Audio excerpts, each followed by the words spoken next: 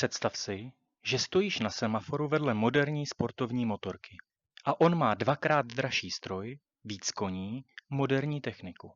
Padne zelená, no a ty mu prostě ujedeš. Ne proto, že máš víc výkonu, ale protože máš něco, co dneska skoro zmizelo. Syrový krouťák a brutální poměr cena-výkon. Tohle je přesně důvod, proč se dneska podíváme na jednu z nejvíc podceňovaných motorek vůbec. Suzuki Bandit 1200. Rok 2002. Vzduchem chlazený čtyřválec, žádná elektronika, žádné asistenty. Na papíře kolem 100 koní. Zní to obyčejně, ale realita na silnici je úplně jiná. Zrychlení a pocit z jízdy. Bandit zvládne z 0 na 100 kolem 3,3 sekundy. To není špatný, ale ani špička. Jenže to hlavní přijde ve chvíli, kdy jedeš 50, 70, 90 km v hodině a víc. Otočíš plynem a motorka zkrátka vystřelí dopředu bez jakéhokoliv přemýšlení. Žádné podřazování, žádné čekání na otáčky, prostě okamžitý tah. A přesně tady Bandit ničí většinu běžných motorek. No a kdo se mu vyrovná? Suzuki GSX R1000K1 anebo Suzuki Hayabusa. Když to srovnáváme podle rychlosti, ale cenově to nedává smysl. A ano, tyhle motorky jsou rychlejší, ale cenově jsou úplně někde jinde.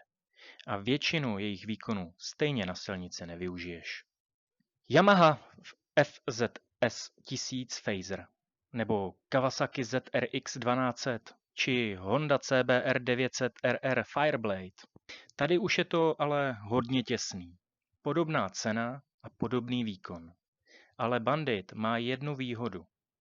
Ten motor táhne od spodu jako lokomotíva.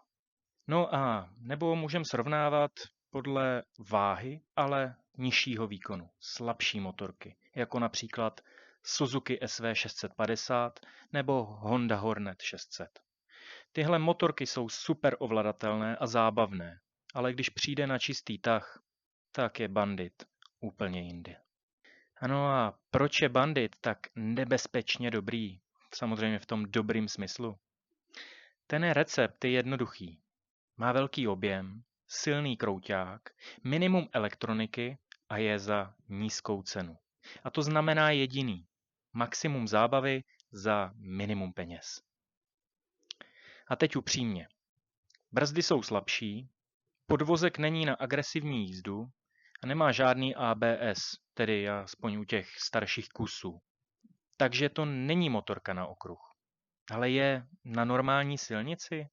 No, tam to dává smysl. A na závěr.